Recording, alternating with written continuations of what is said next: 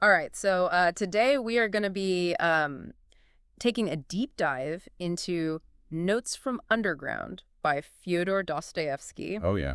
You've given us a couple of sources here, an Yep. ebook version from Project Gutenberg and a PDF titled Notes from the Underground at Bookshop 25 1.pdf. Okay. Now, this book is often called a masterpiece of existentialist literature, Right. and from what I've skimmed so far, I can see why. Yeah, it's a really fascinating choice. I think we're in for a wild ride. Yeah. Um, and I think one of the most interesting things about it is how Dostoevsky frames the story right from the beginning. Yeah, in the author's note, he tells us right away that the diary and the writer are fictional. Right. But then he goes on to insist that this type of person, this underground man, is very real, Yeah. a product of the society he lived in. What do you make of that? It's like a warning bell right at the beginning. Yeah. He's don't dismiss this voice as just fiction Right. because it speaks to something true about the human condition. Right. And I think that's part of what makes Notes from Underground so powerful and so enduring. Yeah. It forces us to confront some uncomfortable truths about ourselves and about the world. Okay, so let's talk about this underground man. Yeah. She describes himself as a scoundrel. Right. He's acutely aware of his flaws. Yeah. He's intelligent, maybe too intelligent, which seems to isolate him. Right. And he almost seems to revel in his own suffering. Yes, So definitely. it's a pretty intense introduction. It really is. Yeah. It definitely sets him apart from, the more straightforward or heroic characters we might be used to in literature. Yeah. Um, and there's even this scene where he talks about being slapped in the face Yeah. and actually finding a kind of pleasure in it, a perverse pleasure in it. Yeah, that really stood out to me. Yeah, and this feeling of being rubbed into a pulp. It's not exactly your typical masochism, is it? No, Yeah. I don't think so. I think it's a little bit deeper and more complex than that. Yeah. I think it speaks to his sense of alienation, Yeah. this feeling that nothing really matters. Right. Um, it's like he's almost pushing back against this idea that we should all strive for happiness and comfort Right. and sort of embracing this absurdity of life. Yeah. He also goes on at length about this normal man Right. and how much he envies him. What Yeah. do you think he's getting at with this comparison? This is where I think things start to get really interesting. Yeah. I think the normal man represents everything the underground man feels like he's not. Right. The normal man acts instinctively, without overthinking, Right. seems to find this kind of contentment that always eludes the underground man. Yeah. It's like he's saying, wouldn't it be nice to just shut off my brain and live a simple, unreflective life? Yeah. But of course he can't do that. No, he can't. He's trapped in his own head. Yeah, he's this retort-made man, as he calls himself, overanalyzing everything. Right. He's burdened by consciousness, by his awareness of all the world's absurdity and his own shortcomings. Right. And I think in a way, this is what makes him such a modern character. He prefigures so much of 20th and 21st century thought, Right. existential angst, the questioning of reason, the search for meaning in this seemingly meaningless world. So is he suggesting then that consciousness itself is a curse? I don't know if I would go that far to say that Yeah. it's a curse, but he's definitely exploring the downsides of being too self-aware. Right. It challenges this very enlightenment idea Yeah. that more knowledge and more rationality will automatically lead to a better life. Yeah. He almost seems to be arguing the opposite, Right. that too much thinking Yeah. can lead to paralysis, Yeah. isolation, and even a kind of spiritual despair. Which brings us to his views on reason Right. and advantage. Yes. He completely rejects this idea that humans are inherently rational beings who act in their own self-interest. I think this is one of the most radical parts of the book. Yeah. He argues that people often choose what is harmful Right. or disadvantageous to themselves Right. just to assert their own free will, Okay. to prove that they're not just machines, Yeah. programmed to seek pleasure and avoid pain. Right. And this is such a stark contrast to a lot of the dominant philosophical thinking of his time. He even uses some historical examples to back up his point, right? Oh, absolutely. Yeah. He brings up Napoleon, the American Civil War, Yeah. the Schleswig-Holstein question. Right. All these instances of violence and chaos Yeah. that seem to contradict this idea of human progress. Right. It's like he's saying, look, even with all of our supposed advancements, Yeah. we're still capable of incredible cruelty and self-destruction. Right. Reason and logic aren't going to save us from ourselves. So if we're not driven by reason Right. and Yeah. self-interest, What is it that motivates us? That is the question. I'm curious to hear what you think. Well, he suggests that suffering and chaos actually play a really crucial role Okay. in the human experience, Okay. that they're not just things to be avoided, but are in some ways essential Right. to who we are. He even goes so far as to say that 2 plus 2 equals 5 can be a very charming thing. That's definitely going to ruffle some feathers. It is. He's really challenging us to reconsider our assumptions about suffering and certainty. Yeah. Is it always something to be avoided? Right. Or does it have a deeper significance in shaping our consciousness, Okay. our individuality even? Yeah. Okay. And this leads us to what he calls the most advantageous advantage. Right. What's your interpretation of this concept? Well, he describes it as one's own free, unfettered choice. Okay. Even if that choice goes against reason or leads to destruction, Right. it's the freedom to act, Okay. to choose, even if those choices are self-destructive, Right. just to prove that we're not cogs in a machine, Yeah. that we have agency. That's a really powerful idea, and it seems incredibly relevant to our own lives, right? Absolutely. I mean, we're constantly bombarded with messages telling us how to live, Right. what to buy, what to believe. Yeah. But this idea of the most advantageous advantage suggests that true freedom lies in the ability to resist those pressures Yes. and make our own choices, Exactly. even if they're unconventional Yeah. or even harmful. It's about defying the easy answers, the prescribed paths, Yeah. and embracing the uncertainty Right. and even the pain Yeah. that comes with genuine freedom. And we see this idea of defiant free will play out Yeah. dramatically in the underground man's interactions with others. Oh, absolutely. And I think that's a good place to stop for now. Yeah, we'll pick it up next time. Yeah, we'll pick it up next time with the underground man's encounters and see how this philosophy plays out. Looking forward to it. Yeah. Yeah, so, it's in these encounters that we start to see the underground man's philosophy really play out. Yeah. He describes this scene where he's literally pushed aside by an officer in a tavern. Yeah, you'd think he would be angry, maybe Yeah. lash out, but he just freezes up. Right. And it's not about, physical cowardice, though, is it? Right. He says he's more afraid of being mocked for using, literary language to defend his point of honor. Right. He's so self-conscious, so worried about how he'll be perceived by others Yeah. that he can't even react in the moment. It's like he's living in his head so much that he's almost detached from, the real world. Totally. Yeah. And this inability to connect with others, to Yeah. act authentically, is a recurring theme throughout the book. Right. It comes up again in that excruciating scene at the dinner party. Oh, the dinner party. He spends days agonizing over this dinner party. I know. Buying a new beaver collar for his coat, planning out what he'll say, Right. only for the whole evening to implode spectacularly. What do you think Dostoevsky is trying to show us with this scene? It's interesting, isn't it? Yeah. It seems almost comical at times, Yeah. but there's also this deep sense of tragedy to it. Yeah, it's both, right? It's both. Yeah. And it's a great example of Dostoevsky's ability to blend humor and pathos. Yeah. On the surface, it's this satire of social awkwardness. Yeah. But beneath that, there's this really profound exploration of alienation Yeah. and this, this desperate need for connection. The underground man tries so hard to impress his old schoolmates, I know. to prove his intelligence, his wit, Right. but he just ends up alienating them even further. Yeah, it's like he's almost sabotaging himself. Yeah, at every turn. Is this self-sabotage a conscious choice? Ooh, that's a good question. Or is it something that he can't control? Right. Is it his most advantageous advantage in this kind of twisted way? It's possible. I mean, you can argue that by choosing to isolate himself, Yeah. he is asserting his independence Right. from the expectations of others. But of course, it comes at a tremendous cost. Yeah, for sure. And then there's Liza, the young woman he meets in the brothel Right. after this disastrous dinner party. Yeah.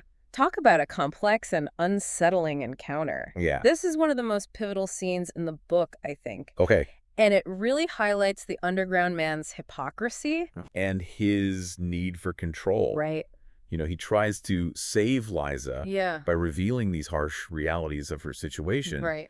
But it becomes pretty clear that he's more interested in asserting his own intellectual superiority Right. than he is in actually helping her. Yeah. And then Liza pulls out that letter Oh, yeah? from the student who's in love with her. Right. And it just completely dismantles the underground man's cynical worldview. Yeah, such a brilliant twist. Yeah. Suddenly, he's the one who's exposed, Right. not just as a hypocrite, Yeah. but as someone who's deeply afraid of genuine emotion and connection. Yeah. He's built up all these walls around himself. Right. And Liza, in her innocence and her vulnerability, Yeah. she threatens to tear them all down. So no wonder he's consumed with shame and regret afterward. Of course. He tries to, Yeah. rationalize his behavior, Yeah. tries to minimize the significance of the encounter, Right. but you can tell he's deeply shaken by it. Right. And then we see him engaging in all this petty deception. Fabricating a story about the dinner party Right. for his superior, Space. writing a self-serving letter to Simonoff. Right. It's all about maintaining appearances. Yes. Protecting that fragile ego. Right. It seems like he can't escape this cycle No. of, grand pronouncements, Right. followed by these petty, self-defeating actions. Yeah. It's like he's two different people. It's true. He's this intellectual who spouts all these profound ideas. Yeah. And then this insecure, manipulative individual Right. who can't seem to connect with anyone on a genuine level. And that tension between his ideals and his reality Yeah. is really, I think, what makes him such a compelling character. It does. He's not a hero. Right. He's not a villain. He's just a deeply flawed human being. Right. Trying to make sense of a world that often feels absurd and meaningless. Yeah. It reminds me of something you said earlier. Yeah. That he prefigures so much of modern thought. Right. It's like he embodies this existential struggle that we all face to some degree. Absolutely. This search for the desire for connection, the fear of isolation. All of that. And I think that's why, Yeah. despite all of his ugliness and negativity, Yeah. there's something strangely relatable about the underground mayor. Yeah, I agree. He reflects those dark, uncomfortable parts of ourselves that we often try to hide even from ourselves. Speaking of uncomfortable, Uh-oh. we have to talk about his relationship with Apollon, his servant. Oh, yeah. Apollon, what a character. What a strained dynamic. He's so fascinating. He's so indifferent. Yeah. Subtly mocking. Right. And he almost seems to represent this external world Right. that the underground man both loathes and depends on. Right. He's a constant reminder of the life that the underground man has rejected. Yes, exactly. The life of social norms and expectations. Right. It's like Apollon is this walking, talking embodiment of everything the underground man is rebelling against. And their interactions are filled with this underlying tension and resentment. Yeah. It's almost like a power struggle, Right. but it's not really clear who has the upper hand. Exactly. Which brings us to another pivotal scene. Yeah. Eliza's unexpected visit to the underground man's apartment. What a disaster. I know. It's a complete train wreck. He's mortified by his shabby surroundings, Yeah. terrified of being exposed as a fraud. Right. And in this moment of panic and desperation, Yeah. he just lashes out at Liza, Right. unleashes this torrent of verbal abuse. It's hard to listen to, honestly. It is. It's so cruel. It's so unnecessary. Yeah. But it's also a moment of really raw, unfiltered honesty. Yeah. The mask finally drops, Right. and we see the underground man in all of his ugliness Yeah. and vulnerability. Yeah. He confesses to his manipulative behavior, Right. his self-hatred, Yeah. his desire for everyone to just go to hell so he can have peace. It's a powerful scene, It is. but it's also incredibly disturbing. Right. And then just when you think things can't get any worse, Yeah. Liza does something completely unexpected. Right. She embraces him. Yeah.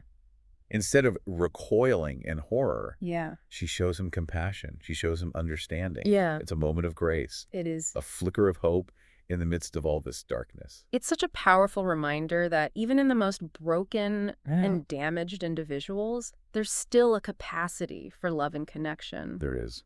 But the question is, can the underground man accept that love? Right. Can he break free from this prison that he's built around himself? Exactly. I guess we'll have to keep reading to find out.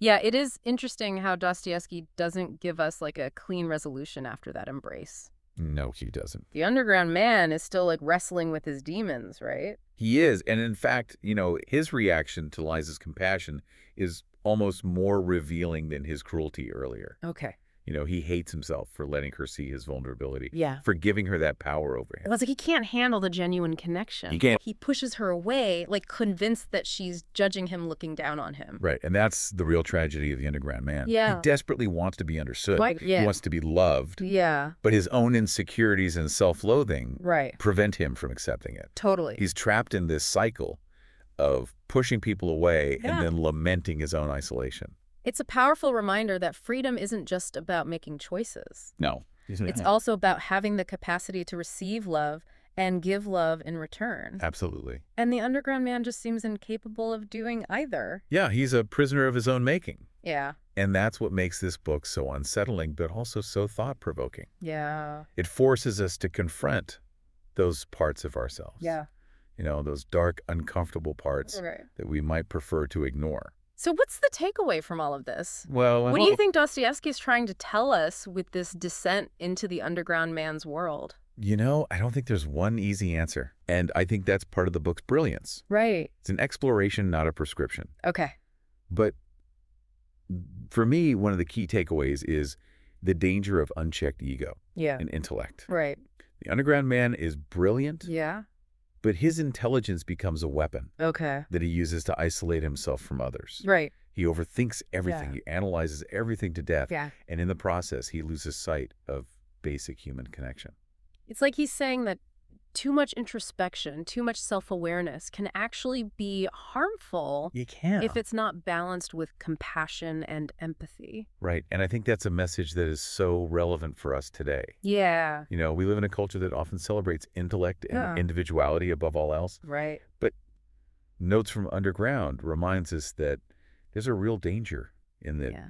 we need to cultivate our hearts as well as our minds. Okay. We need to connect with something larger than ourselves Right. if we want to find real meaning and fulfillment. Reading these excerpts has made me realize how ahead of his time Dostoevsky really was. Oh, he was. So many of the themes that he explores, alienation, the search for meaning Right. in an absurd world, the tension between reason and irrationality. Yeah. These are themes that I think still resonate with us today, They do. even more so than in his own time. Absolutely. Notes from Underground is often seen as a precursor to existentialism. Right. And you can really see its influence on so much of modern literature and art. Yeah. It speaks to this kind of spiritual crisis that's become so prevalent in the modern world. Yeah. This sense of disconnection and disillusionment that so many people feel. It's like Dostoevsky tapped into some universal human experience, Yeah. this existential angst that transcends time and place. Right. The fact that we're still grappling with these same questions over 150 years later is incredible. It is. It really speaks to the power of this book. One thing that struck me was how Dostoevsky uses the underground man as this unreliable narrator. We're getting his story filtered through his own skewed perspective. Of course. So how do we as readers kind of navigate that unreliability?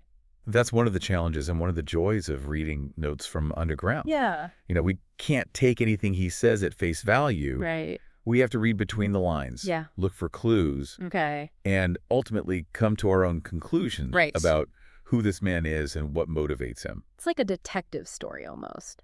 It is, in a way. Yeah.